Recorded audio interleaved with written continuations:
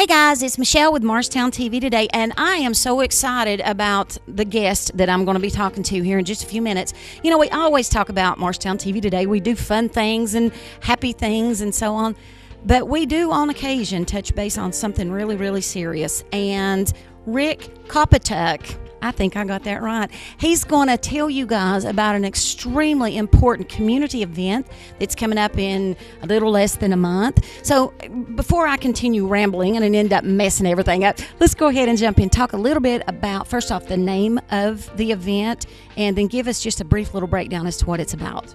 This is an addiction summit. Its subtitle is There Is a Solution, and this is about addiction, not specifically any type of addiction. It could be heroin, meth, opioids, and it's addressing the crisis in our area and around the country. You just got lost. That's okay. This is where my job comes in, and I'll talk to you about it. Okay, well, tell me a little bit about the background of this meeting. Were some of you guys just sitting around and saying, hey, let's do this, or let's talk just a little bit about how it started? This started from the disability ministry team at First Presbyterian, and we've done work before with NAS drug babies, and as we were talking more about crises in our area, obviously at this point everybody knows this is an epidemic and it's very, very serious and it impacts everybody. And we started talking about what's possible, what could we do. This is about getting a lot of information out, clear, accurate, precise information, real information. There's a lot of myths floating around. There's the myth that addiction is just bad behavior. And when you're dealing with issues in the brain, your brain is not your mind. And so if there starts to be an imbalance or a chemical affects something, how you process, how you see reality becomes distorted, and how you respond to that and act out that disreality, that non-reality, shows itself through addiction. There's the myth that this doesn't affect me. Even if I don't know somebody, or I'm not an addict, or I don't know somebody who's addicted, you go to the emergency room and there are people who are having psychotic behaviors or people who have overdosed, and those costs get passed on. Our healthcare costs go up. If business is having trouble manufacturing, getting employees with liability, whatever other issues a business might face, costs go up. When we go to buy stuff, whatever that stuff is, our costs are going up. What's happening in the schools? Our taxes are going to go up just to support law enforcement and, sadly, jails. And that's another myth we hope to dispel, is that jails are the solution. It's not. There's also the myth that this is hopeless, that there's nothing that can be done. It's only hopeless if nobody does anything about it. But we've seen it here in Gatlinburg. When there's a huge natural disaster, when there's a fire, a tornado, a hurricane, people come out of the woodworks from all over to support and to help. And this is, addiction is an insidiously subtle disaster. The wake of this hurricane that's hit us took years. And so now we're in it, and now we need the people to come out of the woodworks and start saying, okay, we're going to step up, we're going to stand and fix this, we're going to stand against this. And throughout this morning, we're going to be presenting ideas on simple ways, some more hardcore ways that individual citizens who are willing to take action can step up and fight this and start taking back our community.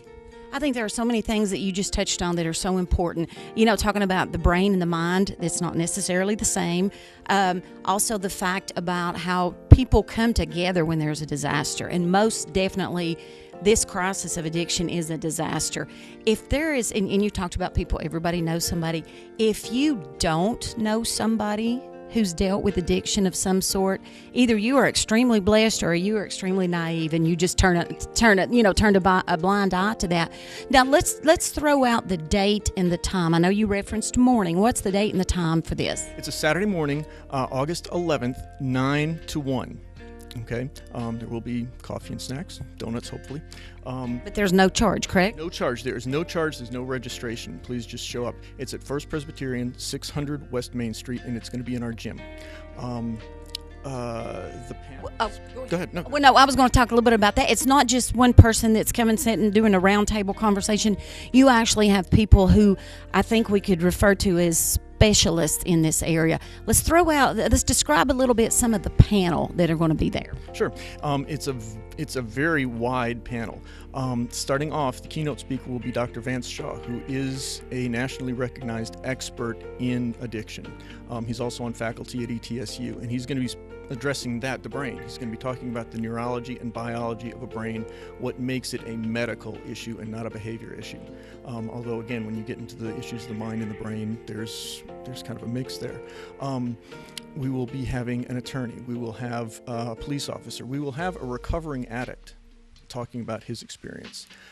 We will have an educator, a principal from one of our local schools is going to be talking. People from the court system.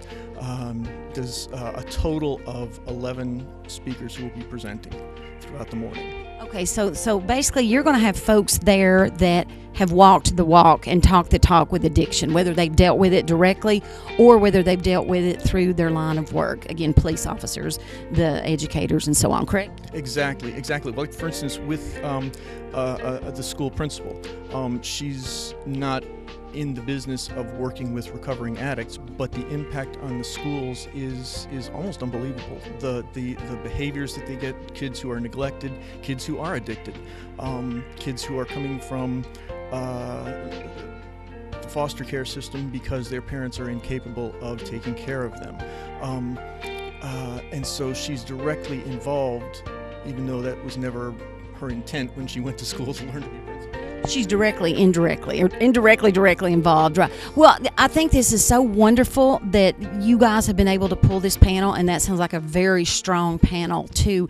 Again, it's wide open to the public. Any and everybody, you encourage them to come out. Everybody. We want as many people there as possible.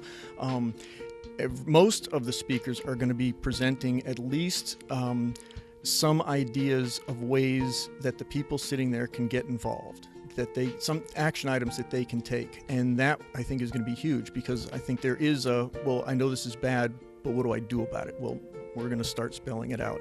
And now's the time to start. Now is the time to start. Yeah, absolutely. Well, if folks have some additional information about this, do you have an email address, a phone number, something that they can call you about? Sure. If you want to call First Presbyterian Church, ask for me, ask for Rick. The number is 423-586-4281. Fantastic. And Rick, and all of you guys out there, we live in an absolutely wonderful community, Morristown, Hamlin County. We're very blessed to be here. And at this point in time, this is a great way to kick off an opportunity for all of us to pull together and kick this addiction problem in the teeth. I was being nice about it. So, guys, we love that you stay tuned and watch us here on Channel 7. We do our fun, silly, cut up things, but, we're here for you to share information like this for you as well. Okay? Rick, thank you so much. Thank you for what you're doing, and thank you for taking the time to come talk to me. Thank you for letting us know. We're tickled to death to do it. See you guys next time.